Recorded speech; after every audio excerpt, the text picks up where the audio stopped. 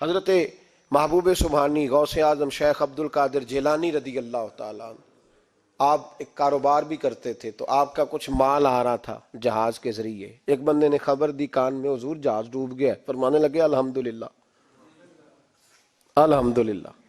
ڈوب گیا جناب. یہاں جہاز ڈوب جائے تو بندہ بھی ڈوب جاتا ہے. کہتے ہیں صاحب انتقال کر گئے، 10 لاکھ کا نقصان ہو گیا تھا، مال ڈوب گیا پورا جہاز ہی. فرمایا الحمدللہ. اور تم نے جلدی کی خبر دینے میں سبق پڑھا رہا تھا، کیوں مجھے دخل اندازی دی تم نے میرے کام میں، کیوں دخل اندازی کی؟ سب الحمدللہ. تھوڑی دیر کے بعد اس نے پھر کان میں کہا حضور وہ غلط خبر تھی، جہاز بچ گیا. فرمانے لگے الحمدللہ. پھر شاگردوں سے کہنے لگے میرا چہرہ دیکھ رہے تھے پہلی خبر کے بعد بھی، اس خبر کے بعد بھی؟ کہا حضور دیکھ رہے تھے. فرمایا کوئی تبدیلی تو نہیں آئی؟ کہا حضور نہیں. فرمانے لگے شکر الحمدللہ، رب نے میرا دل دولت سے نہیں جوڑا، اپنی ذات کے ساتھ جوڑ کے رکھا ہوا ہے. تبدیلی تو نہیں آئی. یہاں تو ٹینشن ہی ٹینشن ہے، ڈپریشن ہی ڈپریشن. اور بات کس کی ٹینشن ہے؟ پیسے کوئی نہیں. آج ہی نہیں، حضرت مولا علی شیر خدا، علی المرتضی، امام الاولیاء، صاحب صدق و صفا، داماد مصطفیٰ صلی اللہ علیہ وسلم، اسد اللہ، حضرت علی شیر خدا رضی اللہ تعالیٰ عنہ کوفے کے چوک میں کھڑے تھے تو کہہ رہے تھے یار میری نا طامت پرانی ہو گئی ہے، یہ میں نے زرہ بیچنی ہے، کوئی بندہ مجھ سے خرید لو تاکہ میں نئی طامت لے لوں. تو ایک بندہ کان میں کہنے لگا حضور طامت کے پیسے بھی نہیں. فرمانے لگے پیسوں کو چھوڑ، علی کا سینہ دیکھ، اللہ نے ایمان کی دولت سے بھرا ہوا ہے. پیسے اہمیت نہیں رکھتے، ان کی وہ اہمیت نہیں جو دنیا نے بنا لی ہے. فرمایا ضرورت نہیں تھی، اب ذرا احساس ہوا ہے کہ زیادہ ہی پھٹ گیا ہے، پردہ نہیں صحیح طرح پورا کرتا، تو میں نے کہا چلو زرہ بیچ کے نیا لے لیں. ضرورت نہیں، مزاج نہیں، طبیعت نہیں، انہوں نے ماحول نہیں بنایا. ہمارے تو حد ہو گئی، اتنا بری حالت ہے کہ ناقابل برداشت. حضرت عمر فاروق رضی اللہ تعالیٰ عنہ صحابہ نے مسجد نبوی میں بیٹھ کے میٹنگ کی. عمر کی تنخواہ بڑی تھوڑی ہے مال غنیمت میں سے، اب تو عمر کے پوتے بھی ہیں، نواسے بھی ہیں، رشتہ داریاں بھی ہیں، تعلق بڑھ گئے ہیں، اور عمر فاروق بوڑھے بھی ہو گئے. میٹنگ ہوئی مسجد میں، اس طرح کریں کہ عمر کا کچھ تھوڑا سا نا مشاعرہ، کچھ تنخواہ، کچھ خدمت، کچھ وظیفہ بڑھا دیں. بات طے ہو گئی. جب مکمل ہو گئی تو کہنے لگے یہ بتاؤ شیر سے بات کس نے کرنی ہے؟ ادھر جائے گا کون؟ پہلے اس کا نام تو بتاؤ. وہاں جائے گا کون؟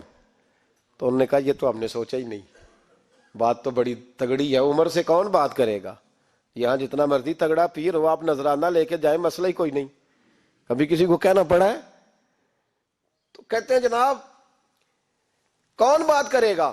تو ایک صحابی کہنے لگے کہ حضرت عمر رضی اللہ تعالیٰ عنہ کی جو صاحبزادی ہیں نا، حضرت حفصہ رضی اللہ تعالیٰ عنہ، وہ ام المومنین بھی ہیں، حضور علیہ السلام کی زوجہ ہیں، مومنوں کی ماں ہیں، ان سے کہتے ہیں، اور ان کے والد بھی ہیں. تو حضرت حفصہ سے کہا تو جناب حفصہ چل کے گئیں حضرت عمر کے پاس، جا کے کہا ابا جی ایک بات کرنی تھی. انہوں نے کہا بیٹے کرو. تو ان کو بھی پتا تھا نا جاہو جلال کا. کہنے لگے ابا جی مسجد نبوی میں صحابہ کی میٹنگ ہوئی ہے، ایک ہی محلے میں ایک ہی شہر میں لوگ رہتے ہیں تو ایک دوسروں کی خرچوں کا، ضروریات کا پتہ ہے. کہتی ہے میں نے پس منظر سارا کر کے بات کی. میں نے کہا سب کو پتہ ہے کہ آپ کے خرچے بڑے بڑھ گئے ہیں، تو مجھے نا انہوں نے حضور کی زوجہ سمجھ کے، قابل احترام سمجھ کے میری ذمہ لگایا ہے کہ تھوڑے سے پیسے آپ کے بڑھانے ہیں. تو حضرت عمر فاروق رضی اللہ تعالیٰ عنہ کی صاحبزادی کہتے ہیں عمر کو اتنا جلال آیا کہ اٹھ کے کھڑے ہو گئے. کہنے لگے حفصہ ان لوگوں کے نام بتا، میں انہیں دروں سے ماروں گا، اور اس طرح ماروں گا کہ ان کی کمر پہ نشان پڑے، ان کی کمروں پہ نشان پڑے، اس انداز میں درے ماروں گا کہ مجھے زخم نظر آئے. کہا ابا جی اتنا جلال کس بات کا؟ سادی سی بات ہے. تو سیدنا عمر فاروق رو پڑے، کہنے لگے سادی سی بات ہے؟ میرے لیے مسجد نبوی میں بیٹھ کے میٹنگ ہوتی رہی کہ عمر کو دولت دینی ہے، لوگوں نے یہ مجھے سمجھ لیا ہے. مسجد نبوی میں بیٹھ کر میرے لیے یہ میٹنگ ہوتی رہی کہ عمر کو پیسے دینے ہیں، اس کو دولت کے ساتھ ہم نے نواز رہے. مسجد نبوی میں میرے لیے کس کو یہ جرت ہوئی؟ فرمایا حفصہ کاش کہ تو میرے پاس پیغام لے کے نہ آتی، کوئی اور آتا اور پھر میں اسے دروں سے مارتا. حضرت حفصہ کہتی ہے میں خاموش ہوئی تو میری طرف دیکھ کے فرمانے لگے بتا نا تو نبی پاک کے گھر میں رہتی تھی، میرے مصطفیٰ کا طریقہ کیا تھا؟ کرنا بات، اس طریقے پہ میرے ساتھ گفتگو کر. تو حضرت حفصہ کہتی میں رو پڑی. میں نے کہا ابا جی غلطی ہو گئی، آئندہ نہیں کروں گی. بھائی معیار بنایا ہوا تھا. آپ یقین کریں ہمارے تعلقات آپ شادی پہ دیکھ لیں، جو غریب رشتہ دار ہے اسے کون بنانے جاتا ہے؟ لیکن ساری برادری کٹھی ہے اس کے دروازے پہ بیٹھی ہے، جس نے آنا ہے تو کچھ لے کے آنا ہے. ہر چیز دولت میں تلے گی. معیار ہی دولت بن گیا ہے، مقصود ہی دولت بن گیا ہے.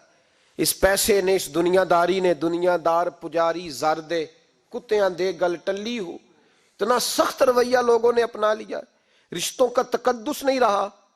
ایک مجلس میں نے ایسا رنگ بھی دیکھا، ایک ایسا شخص جسے میں ذاتی طور پہ جانتا ہوں کہ عالم بھی ہے، پرہیزگار بھی ہے، نیک بھی ہے، وہ بھی بیٹھا تھا اور اس کے ساتھ ایک سیٹھ بھی بیٹھا تھا.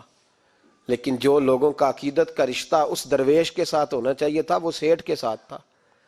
تو میں غور کر رہا تھا کہ یار قوم کا ذہن کس طرح کا ہو گیا. صرف اس کے ہاتھ میں پیسے، صرف دولت مند ہے. اس آدمی کی درویشی بھی گئی، علم بھی گیا، تقوی بھی گیا. صرف پیسے ہیں، نہیں ہے اس کے پاس تو وہ کونے میں لگا ہوا ہے اور اس سے لوگ بچ بچ کے سلام. اور میں کہا کرتا ہوں عقیدت کا پتہ چلتا ہی تب ہے جب اجتماع ہوتا ہے.